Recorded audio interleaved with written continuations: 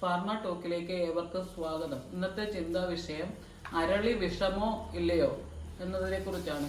ഈ അടുത്തിടയ്ക്ക് സൂര്യ സുരേന്ദ്രൻ എന്ന് പറഞ്ഞ ഒരു പെൺകുട്ടി സ്റ്റാഫ് നേഴ്സാണ് മരണപ്പെട്ടു. അതിനെ സംബന്ധിച്ച് ഈ അരളിപ്പൂ വായിൽ ചെന്നത് മുഖേന ഭക്ഷ്യ വിഷബാധ ഏറ്റാണ് മരിച്ചതെന്ന് അറിയപ്പെടുന്നു. പക്ഷെ അതിന്റെ ഫോറൻസിക് റിപ്പോർട്ട് വന്നതിന് ശേഷം മാത്രമേ ഇത് കറക്റ്റ് ആണോ ഇല്ലയോ എന്നുള്ളത് അറിയത്തുള്ളൂ. ഈ അരളിപ്പൂവും ഇലകളും മാരക വിഷമാണോ എന്നതിനെ കുറിച്ച് പ്രതിപാദിക്കുന്നതിനാണ് ഞാൻ ഈ ടോക്ക് ഉപയോഗിക്കുന്നത്. ഈ അരളി ചെടിയുടെ കമ്പിലും അതുപോലെ തന്നെ ഇലകളിലും ഫ്ലവറിലും എല്ലാം കാർഡിയോടോക്സിക് ഗ്ലൈക്കോസൈഡ്സ് അടങ്ങിയിട്ടുണ്ട്. അത് മാരക വിഷമാണ്. ഒലിയാൻഡ്രിൻ എന്നറിയപ്പെടുന്ന ആൽക്കലോയിഡ് ആണ് അത് നമ്മുടെ ശരീരത്തിൽ എത്തുമ്പോൾ വായിലോട്ട് പ്രവേശിക്കുമ്പോൾ വായിക്കകത്തുള്ള മ്യൂക്കോസയുണ്ട്. ഈ മ്യൂക്കോസയ്ക്കകത്ത് എക്സസീവ് സലൈവേഷൻ ഉണ്ടാക്കി അതിന് ശേഷം ഈസോഫാഗസിലോട്ട് കടന്നു ചെല്ലും. ഈസോഫാഗസിനകത്തെ മ്യൂക്കോസയിലുള്ള ക്യാപ്പിലറീസിനെ ഒക്കെ പൊട്ടിക്കാനായിട്ടുള്ള കഴിവ് ഇതിനുണ്ട്.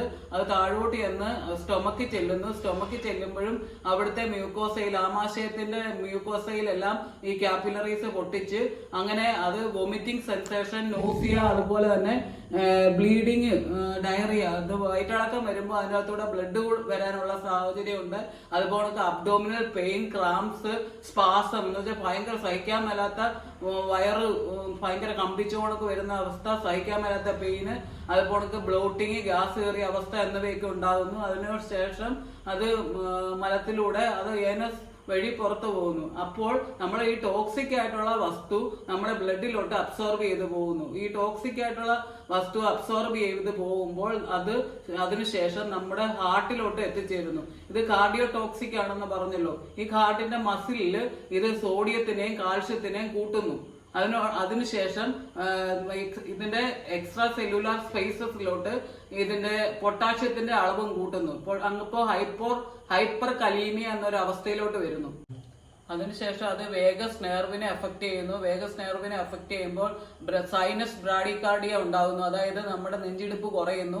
അത് കഴിയുമ്പോൾ അത് ഫ്രിനിക് നെർവിനെ അഫക്ട് ചെയ്യുന്നു. ഫ്രിനിക് നെർവിനെ അഫക്ട് ചെയ്യുമ്പോൾ ഹൈപ്പർ വെന്റിലേഷൻ എന്ന് പറഞ്ഞാൽ നമ്മുടെ ബോഡിയിൽ കാർബൺ ഡൈ ഓക്സൈഡ് കൂടിയിട്ട് ഓക്സിജന്റെ അളവ് കുറയുന്നു. അപ്പൊ നമുക്ക് ഭയങ്കര സ്പീഡ് നമുക്ക് ശ്വാസം ഇങ്ങനെ വലിച്ചെടുക്കുകയും ശ്വാസം മുട്ട് അനുഭവപ്പെടുകയും ചെയ്യുന്നു.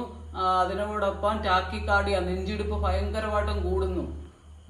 അത് സെൻട്രൽ നെർവസ് സിസ്റ്റത്തിനെ അഫക്ട് ചെയ്യുമ്പോൾ അത് തലകറക്കം, ഡിസ്നസ്, സീഷർ എന്ന് വെച്ചാൽ നമുക്ക് ചുഴലി പോലെ വരുന്നു. കോമ സ്റ്റേജിലോട്ട് പോകുന്നു. അത് കണക്ക് നമ്മുടെ ബോഡിക്കെല്ലാം മസിൽ ക്രാംസ് ഉണ്ടാകുന്നു. കാലിനും കൈക്കും ഒക്കെ മസിൽ ക്രാംസ് ഉണ്ടാകുന്നു. അങ്ങനെ ഓരോരോ അവസ്ഥയിലായിട്ട് നമ്മൾ പോകുന്നു.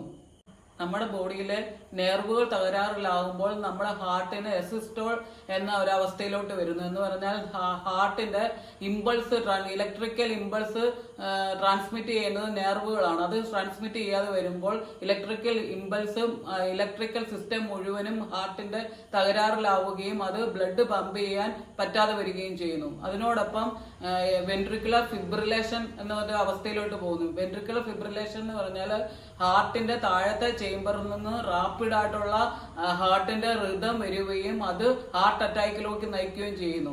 ഇതിനുള്ള ട്രീറ്റ്മെന്റ് എന്ന് പറഞ്ഞാൽ ആദ്യം നമ്മൾ വൊമിറ്റ് ചെയ്യാൻ വേണ്ടി വൊമിറ്റ് ചെയ്ത് നോസിയ ഉണ്ടാക്കിയിട്ട് ഓക്കാന ഉണ്ടാക്കിയിട്ട് വൊമിറ്റ് ചെയ്യാൻ വേണ്ടിയുള്ള അവസരം കൊടുക്കുന്നു. ഈ ഹോസ്പിറ്റലിൽ ചെയ്യുമ്പോൾ അതിനുള്ള മെഡിസിൻ ആണ് കൊടുക്കുന്നത്. ഛർദ്ദിച്ചത് പോകണം.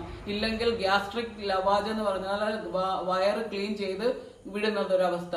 അതിനുശേഷം ചെയ്യുന്നതെന്ന് പറഞ്ഞാൽ ആക്ടിവേറ്റഡ് ചാർക്കോൾ എന്ന് പറയുന്ന സംഭവം ബോഡിക്കുള്ളിലോട്ട് കൊടുത്ത് ഈ വിഷാംശത്തിനെ അത് അബ്സോർബ് ചെയ്ത് കളയുന്നു. അതുപോലെ തന്നെ എസിസ്റ്റോൾ എന്ന് പറയുന്ന അവസ്ഥയിലോട്ട് വരുമ്പം ഹാർട്ടിന്റെ മുഴുവൻ ഇലക്ട്രിക്കൽ സിസ്റ്റം തകരാറിലായിരിക്കുന്നത് കൊണ്ട് അതിന് ഉത്തേജനം കൊടുക്കാൻ വേണ്ടി ടെമ്പററി കാർഡിയാക് പേസിംഗ് കൊടുക്കുന്നത് എസിസ്റ്റോൾ എന്ന് പറയുന്ന ഹാർട്ടിന്റെ ആ അവസ്ഥ മാറുന്നതിന് വേണ്ടിയാണ്. ആ അവസ്ഥ എന്ന് വെച്ചാൽ ഇലക്ട്രിക്കൽ ഇമ്പൾസ് ഒന്നും ട്രാൻസ്മിറ്റ് ചെയ്യാതെ വർക്ക് ഇല്ലാതെ കിടക്കുന്ന അവസ്ഥയിൽ നമ്മൾ ആർട്ടിഫിഷ്യലായിട്ട് ഡീപോളറൈസേഷൻ നടക്കുന്നത് വരെ എന്ന് വെച്ചാൽ റിതം ശരിയാകുന്നത് വരെ നമ്മൾ ആർട്ടിഫിഷ്യലായിട്ട് കാർഡിയാക്ക് ഇലക്ട്രിക്കൽ സ്റ്റിമുലേഷൻ കൊടുക്കുന്നു.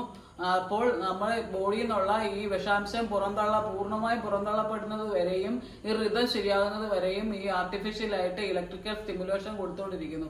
ഈ സമയത്ത് ഈ എസിസ്റ്റോളിന്റെ സമയത്ത് നമ്മൾ ECG എടുക്കുകയാണെങ്കിൽ ഈ PQRS വേവ്, സാധാരണ ഒരു ECGക്കകത്ത് PQRS വേവ് ഒക്കെ ഉണ്ടായിരിക്കും. പക്ഷെ ഈ എസിസ്റ്റോളിന്റെ അവസ്ഥയിൽ വെറും ലൈൻ മാത്രമേ കാണത്തുള്ളൂ. കാരണം ഇതിനകത്ത് ഇലക്ട്രിക്കൽ ഇമ്പൾസ് ഇല്ല.